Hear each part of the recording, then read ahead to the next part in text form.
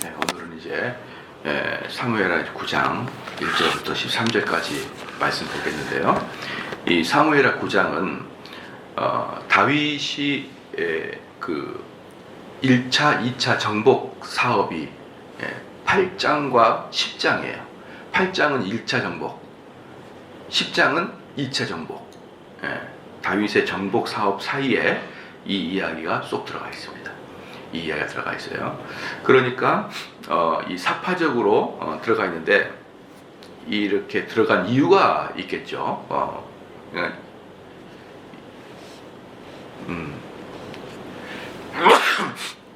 예, 죄송합니다.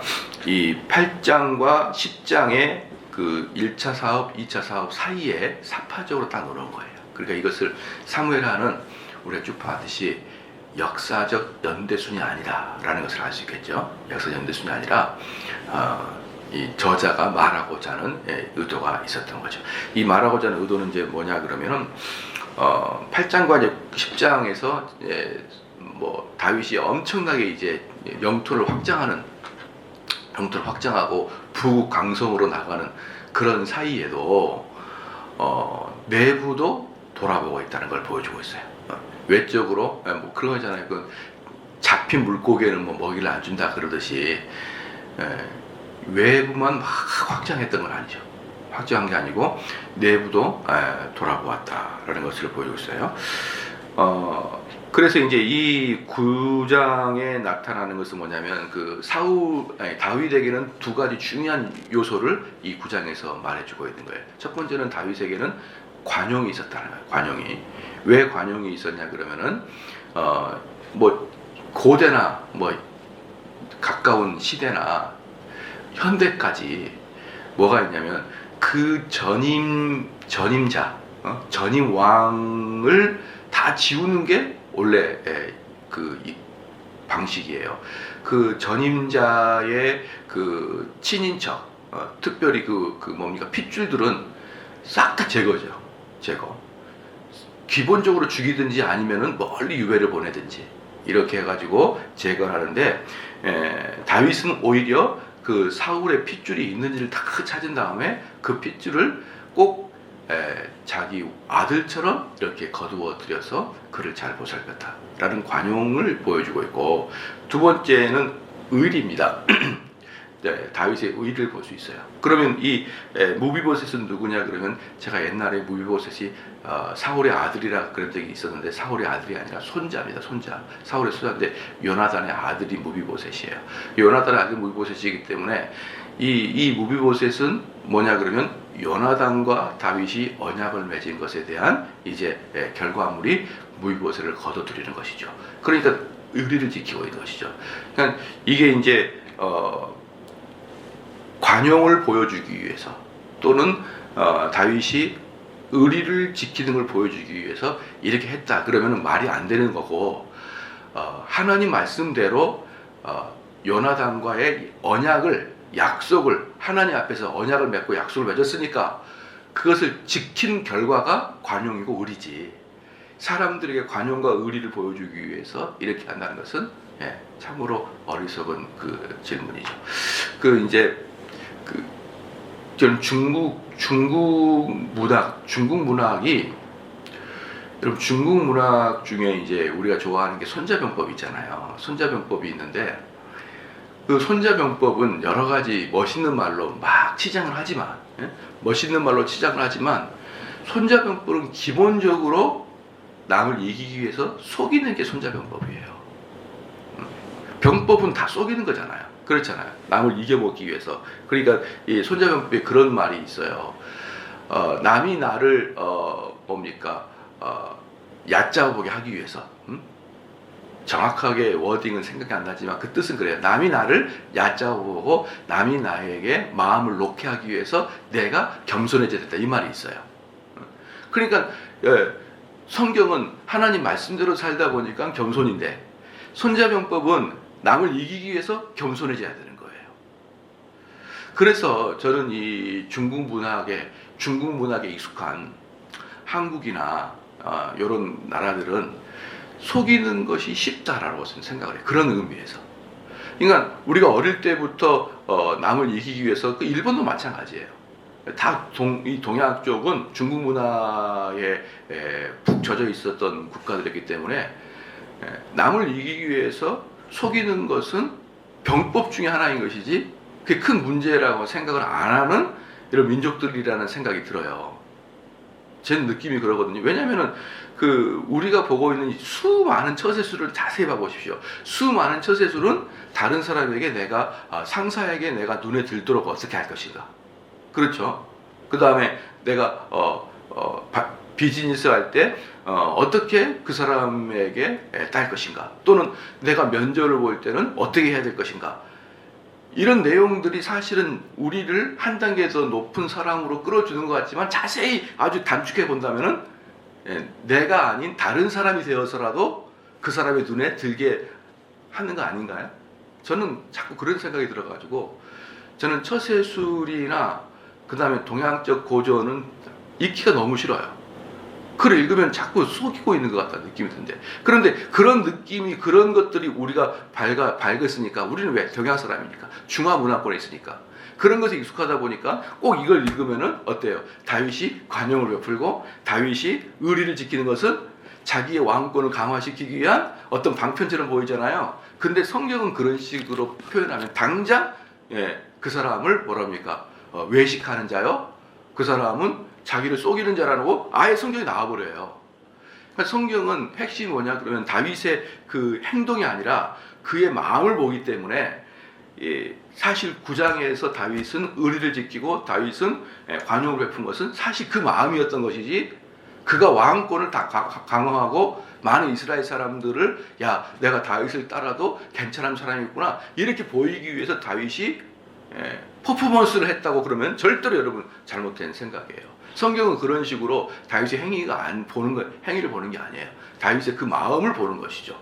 그러니까 9장은 뭡니까? 결국은 하나님께 약속을 지키고 하나님의 언약을 기억했던 그 다윗의 마음의 상태가 결과로 나타나는 게 뭐예요? 관용이고 그 결과로 나타나는 게 의리라는 것을 아셔야 됩니다.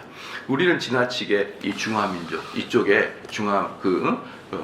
속이는 여러 가지 처세술 이런 것들에 우리는 정말 익숙한 그 동양 사람들은 그래요. 그래서 서양인들에 비해서 거짓말하는 것이 훨씬 더 자연스럽게 우리는 조상 때부터 그렇게 해왔다는 것을 우리 좀 느껴야 될 것입니다.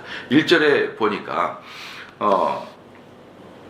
다윗이 가로되 사울의 집에 오히려 남은 사람이 있느냐? 내가 요나단을 인하여 그 사람에게 은총을 베풀리라 아니라. 1절이 될 때는 이미 다윗이 어느 정도 안정권에 접어들었을 때입니다. 안정권에. 그러니까 9장은 10장 다음에나 나오는 게 맞아요. 8장, 10장은 계속 뭡니까?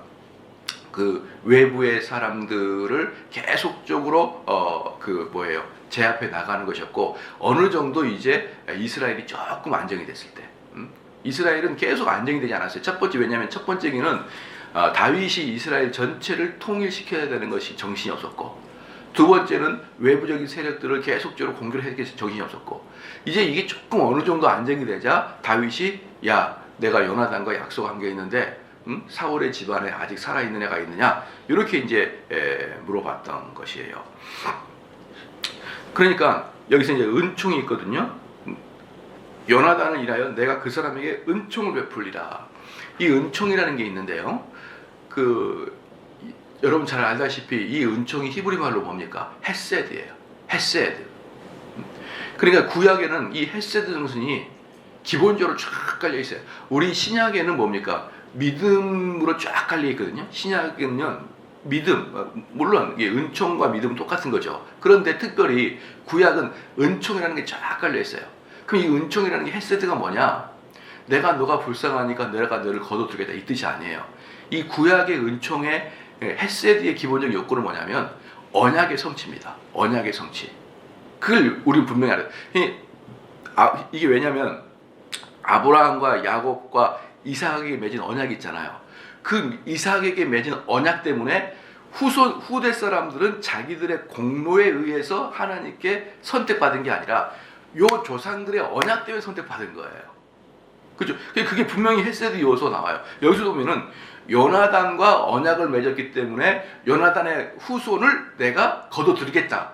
그 무비보셋은 무슨 선한 일을 했느냐? 아무 선한 일을 안 했다는 거예요. 아무 선한 일을 안 하고 요나단과 맺었던 약속 때문에 요나단의 후손을 이렇게 거둬들이겠다. 그래서 이게 헤세드라는 개념의 정확한 개념입니다. 이 무비보셋을 받아들이는 것은 헤세드의 개념의 정확한 개념인 거예요. 언약. 하나님이 이렇게 우리에게 해주시려 했지 않습니까? 그래서 우리가 기도할 때도 항상 하나님의 속성을 가지고 기도해야 되는 거예요. 하나님은 오래 참으시고, 하나님은 자비가 있으시고, 하나님은 긍휼하시고, 하나님은 사랑이 많으시고, 이 하나님의 속성 이렇게 해주시기로 하나님이 우리에게 언약을 맺었지 않습니까? 그러니 하나님이요 우리의 죄를 용서하여 주십시오. 하나님은 참기를 진노하시기를 더디하시는 분이고 그렇잖아요. 하나님 우리를 위해서 긍휼함을 가지고 계신 그 하나님께 우리는 의탁합니다. 이렇게 하나님의 속성 자체를 붙들고 우리는 기도를 해야 되는 것입니다. 그래서 사울의 종 하나가 있는데 그 이름은 시바인데 저를 다윗 앞으로 부르매 왕이 저에게 묻되 네가 시바냐 가로되 종이 그렇소이다. 그러니까 사울의 종 하나가 있었어요. 그래서 이제 그 사람이 참 재밌는 게 뭐냐면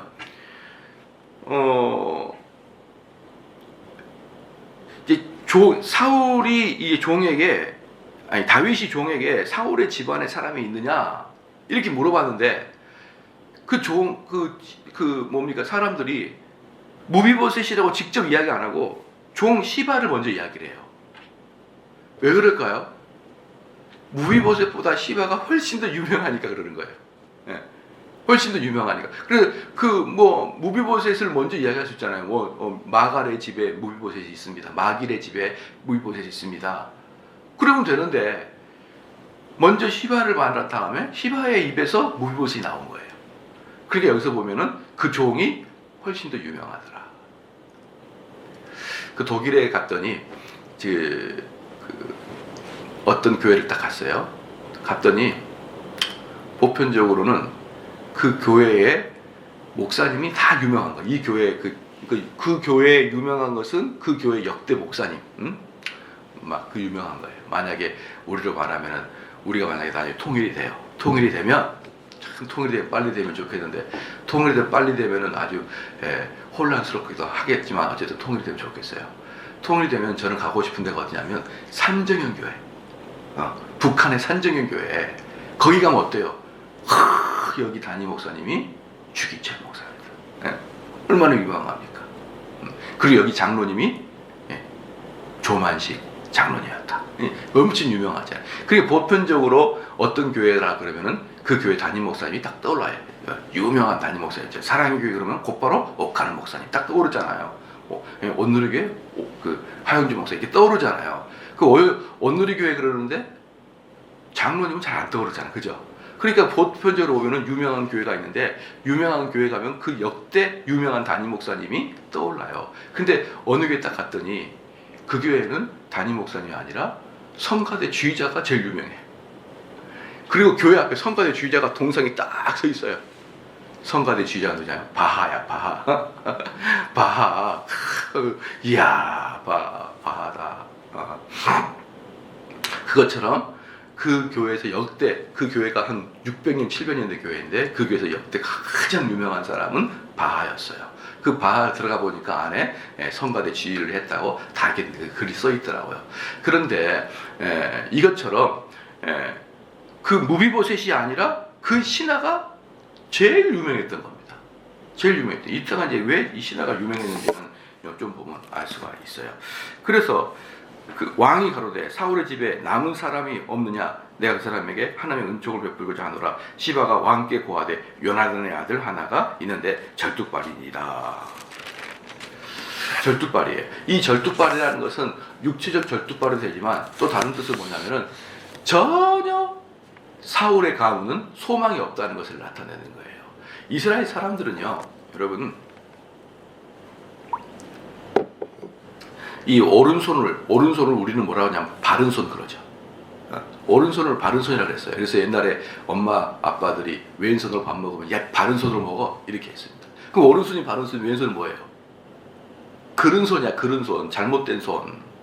그게 우리나라의 의식도 있지만 유대인들은 더 강합니다. 그래서 유대인들은 오른손으로 말할 때 내 권능이요, 내 후계자요, 내 오른편 이렇게 얘기하지. 왼편은 안 돼요. 그러니까 이스라엘 사람들은 왼편 손잡이만도 벌써 하대합니다. 이스라엘 사람들은 왼손잡이도 벌써 하대를 해요. 이게 이스라엘 사람이에요. 그러니까 몸이 어느 정도 불구다. 이스라엘은 아예 치지도 않습니다. 치지도 않아요. 왼손잡이도 없인 여기는데 이스라엘 사람들은. 다리가 전다? 그것도 무비보셋은 2개 다 접니다, 다리를. 그러면 얘는 어때요? 절대로 공직에도 아무데도 못 들어갑니다, 얘는.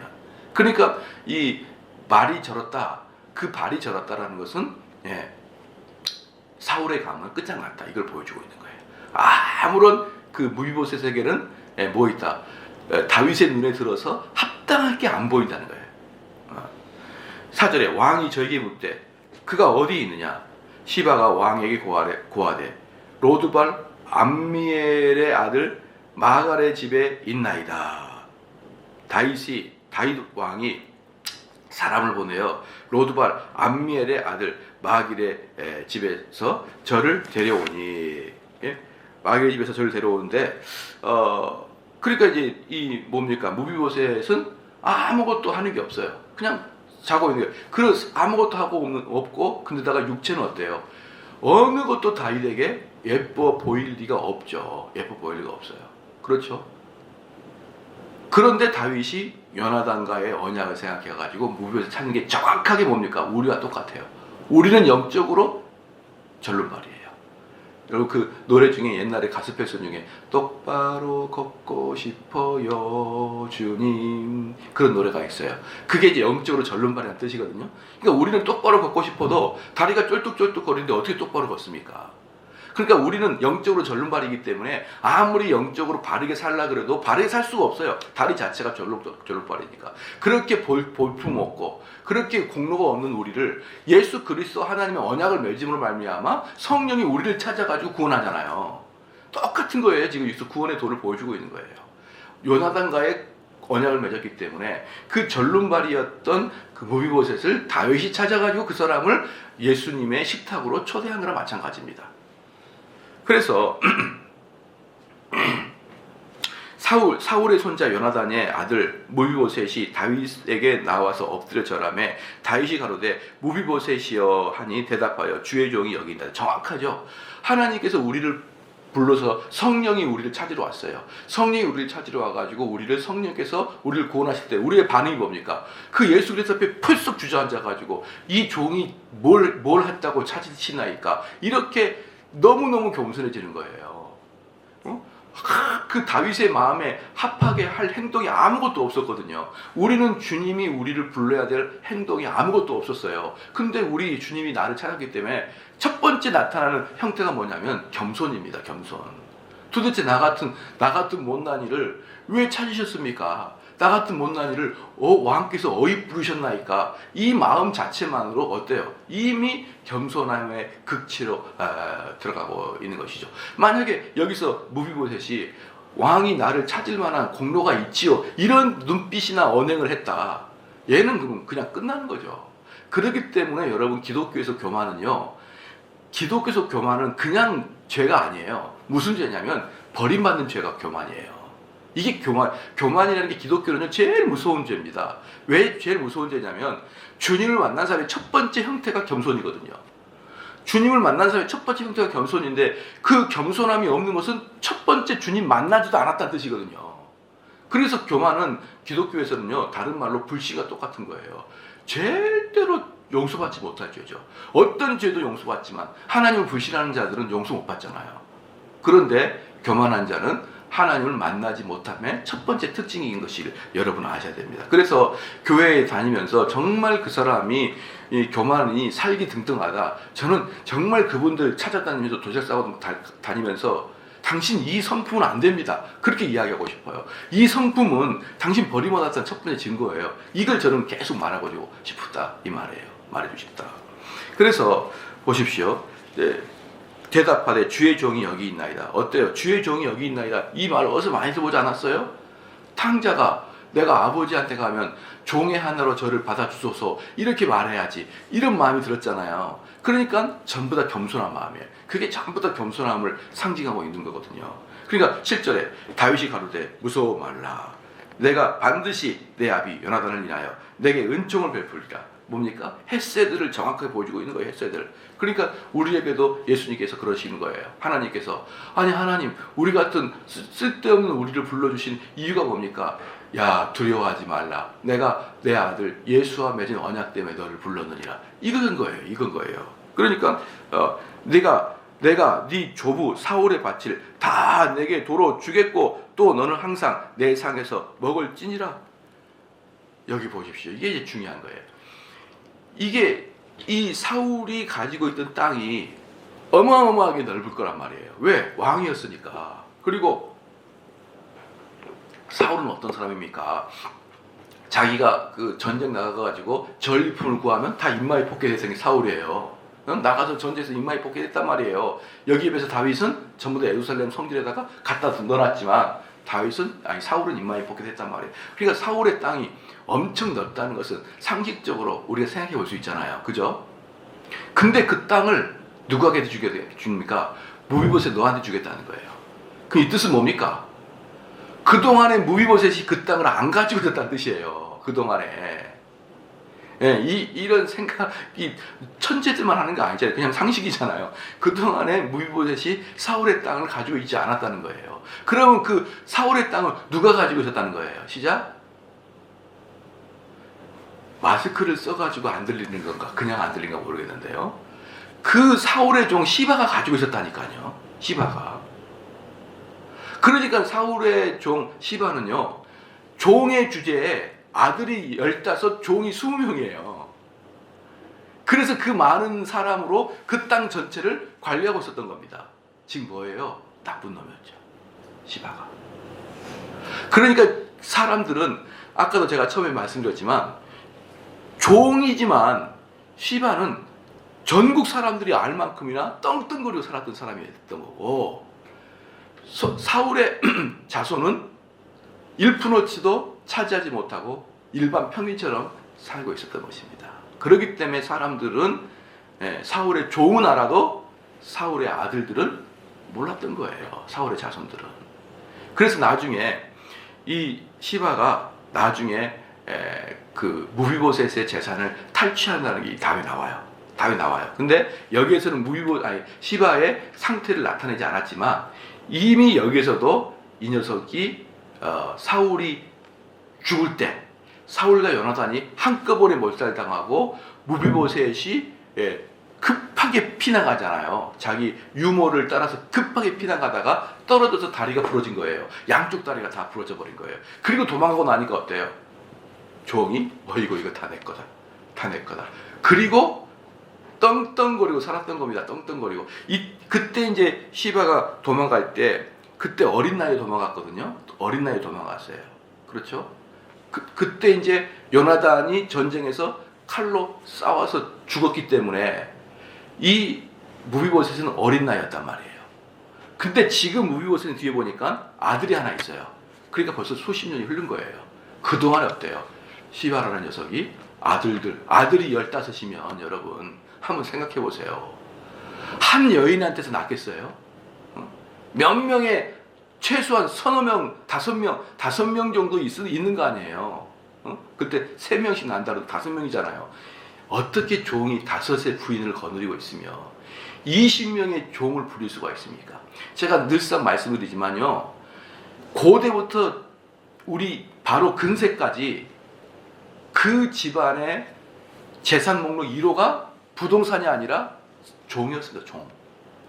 종은 종이 하나가 있는 것이 우리로 말하면 아파트 한 채가 있는 거 똑같은 거예요. 아파트 한 채. 왜? 종은 실질적으로 모든 것을 다 해주니까. 그래서 그 옛날에 노예시장에 종을 팔고 파는 거 너무너무 비싼 거였기 때문에 미국 사람들이 아프리카에서 잡아오는 거 떼돈을 벌었어요. 그 종들이 얼마나 비싼지. 그렇기 때문에 이 시바라는 녀석이 20명의 종을 데리고 있다는 것은 우리로 말하면 아파트 20채를 갖고 있는 거예요. 그걸로 그 넓은 사울의 땅을 다 경작하고 정말 어느 귀족 못지않게 떵떵거려 살았던 게 바로 시바입니다. 그런데 그렇게 이 시바는 뭘 상징하냐 그러면 이 세상의 권세와 이 악한 자들의 흥황함을 나타내는 거예요. 근데 우리는 그 악한 세상의 흥황함 속에 원래 우리는 하나님의 자손이고 원래 우리는 사울 왕가인데 저기 구석에 짱 박혀가지고 빛도 없고 살고 있다가 예수 그리스도가 탁 와가지고 우리에게 광명의 빛을 비친 말미암아 하나님의 아들이 우리는 드러나고 저 악한 자들은 어때요? 마지막에 심판받고 결론이 나버리는 것입니다. 그러니까 보십시오. 여기서 뭐냐면 7절에 다윗이 가로되 무서워 말라. 내가 반드시 내 아비 요나단을 인하여 내게 은총을 베풀리라. 내가 네 조부 사울의 밭을 다 내게 도로 주겠고 또 너는 항상 내 상에서 먹을지니라. 내 상에서 먹는다는 뜻이 뭡니까? 내 아들이 된다는 거야. 내 아들이. 너는 내 아들처럼 내가 키우겠다. 이 말이에요. 그러니까 완전히 무이곳에서 어때요? 자다가 그냥 갑자기 무슨 날벼락 왔듯이 갑자기 승진해 버려요. 갑자기. 너무 다리가 저렇죠. 아무것도 아닌 재산도 없고 그런 거지와 같이 살고 있다가 하루아침에 다윗의 아들과 같이 등극을 해버린 겁니다. 바로 이게 명백하게 구원의 모습이죠. 그냥 구원의 모습인 거예요. 우리의 모습이에요. 8절 말씀에 저가 절하여 가로되 이 종이 무엇이관데 왕께서 죽은 개 같은 나를 돌아보시나이까. 여러분 이스라엘에서 제일 싫어하는 게 사체입니다. 사체. 죽어있는 거 못 만지잖아요. 이스라엘 사람 절대 죽어있는 거 못 만져요. 그 다음에 이스라엘이 제일 싫어하는 게 뭐냐면 개예요. 개. 왜 개를 싫어하냐면 개는 길거리 아무거나 주워 먹거든요. 그러니까 주워 먹으니까 가다가 쥐새끼도 죽은 것도 주워 먹고 뭐 닭도 주워 먹고 뭐 벌레도 주워. 그러니까 이스라엘 사람들은 이 개를 엄청 싫어합니다. 왜? 그 뭡니까? 불결한 음식들을 많이 먹어내니까. 근데 죽은 놈, 개 두 개를 딱 합쳐놨네요. 이스라엘 사람이 제일 싫어하는 두 개, 죽은 사체. 그 다음 제일 싫어하는 동물, 개. 이 두 개를 합쳐놨어요. 뭡니까? 이 벌레만도 못한 거예요. 이 벌레만도 못한 거예요. 그러니까 그 은총을 입은 사람의 형태들은 계속 뭡니까? 겸손함으로 계속 빠질 수밖에 없는 거예요. 이 벌레만도 못한 거한테 뭘 이렇게 큰 것을 주십니까? 이렇게 이야기를 하는 것이죠. 그러니까 9절 말씀에 왕이 사울의 사환 시바를 불러서 이르되 사울과 그 온 집에 속한 것은 내가 다 네 주인 아들에게 주었노니. 이 말이 시바에게는 얼마나 깜짝 놀랄 소리예요. 그동안 20-30년 동안을 내 땅처럼 살았는데 20-30년을 내 땅처럼 살았는데 갑자기 와가지고 옛날에 뉴스 보고 참 웃겼던 게 뭐냐면 여러분 지금은 안 들어가서 모르겠는데 옛날에 이화여대를 들어가면요. 이화여대를 들어가게 되면 딱 교문 들어가게 되면 좀 걸어가면 밑으로 철길이 하나 있었어요.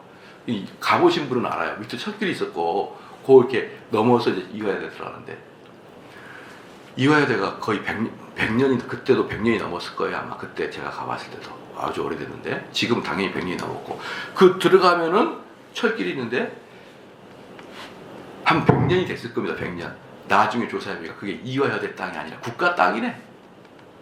국가 땅이에요.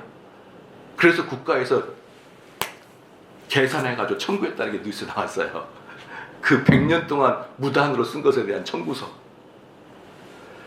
야, 그거 참 재밌다. 그랬죠. 그러니까 100년 동안 이화여대 사람들 당연히 그게 자기 땅이야. 그게. 근데 나중에 뒤적뒤적 거울해보니까 그게 이화여대가 불법으로 확장했던 겁니다. 밖으로 쭉 해가지고 교문을 밖에다가 달아버리니까 국가 땅 밖에까지 나와버린 거예요. 그래가지고 100년 동안의 사용료, 앞으로 사용료 다 내라. 이렇게 평가했던 것이 기억이 나요. 100년이면 자기 땅이죠. 다 자기 땅이라고 했는데 나중에 알고 보니까 자기 땅이 아니었던 것처럼. 이 시바도 몇십 년 동안에 어때요? 자기 땅이라고 실컷 생각하고 풍성하게 누리고 있는데 어느 날 다 쭉 빼가 버립니다. 하루아침에 날거지로 떨어지죠. 날거지로. 보십시다. 그 다음에 10절에 너와 네 아들들과 네 종들은 저를 위하여 밭을 갈고. 이제부터 뭐가 됩니까? 자기들이 주인이었는데 이제는 무이보셋을 위해서 똑같이 이제 이 시바의 녀석도 종이 돼가지고 이제 그 일을 하고 있는 거죠. 저를 위하여 밭을 갈고 거두어 네 주인 아들을 공개하라. 내 주인 아들을 공개하라. 그러나 내 주인 아들 무비보셋은 항상 내 상에서 먹으리라 하니라. 시바는 아들이 15이요 종이 20이라. 너는 이제 무비보셋의 종이 되라. 이렇게 다윗이 선포를 해버려. 11절 시바가 왕께 고하되 내 주 왕께서 온갖 일을 종에게 명하신 대로 종이 준행하겠나이다 하므로 무비보셋은 왕자 중 하나처럼 왕의 상에서 먹으리라. 얼마나 속이 쓰렸을까요? 근데 이 11절에 보면은 왠지 이 시바가 착한 것 같은데 나중에 보면은 이 땅을 탈취하려고 시바가 노력하는 걸 볼 수가 있어요. 12절에 무비보셋에게 젊은 아들 하나가 있으니 이름은 미가더라. 무릇 시바의 집에 거하는 자들은 무비보셋의 종이 되니라. 이 미가라는 애가 있거든요. 미가라는 애가 나중에 결혼해가지고 자식을 많이 낳습니다. 그 자식들이 나중에 뭐가 되냐면 이스라엘의 중요한 직책들을 많이 차지해요. 그러니까 쉽게 말하면 사울의 왕가가 다시 소생을 하게 다윗이 해줍니다. 그러니까 이 무비보셋에서 거의 끝날 그 꺼져가는 심지였어요. 근데 무비보셋을 다시 살려가지고 그 후손들에게 다윗이 아주 중요한 직책들을 하사하게 되므로 다시 소생의 기회를 다시 준 것을 알 수 있어요. 13절에 무비보셋이 항상 왕의 상에서 먹음으로 예루살렘에 거하니라. 그는 두 발이 다 절뚝이더라. 그러니까 이 왕의 아들의 직분과 절뚝이의 직분은, 절뚝이의 상태는 극과 극을 보여주고 있는 거예요. 선명하게 흑과 백을 대조해 주는 것이죠. 그러니까 무비보셋은 다윗의 상에서 먹게 되므로 아들과 같은 취급을 받지만 사실은 그의 원래 상태는 전혀 쓸모없는 그러한 자였다는 것을 보여주고 있으면서 아주 우리의 구원의 모습을 정확하게 보여주고 있는 구절입니다. 기도하겠습니다. 기도하겠습니다. 기도하겠습니다.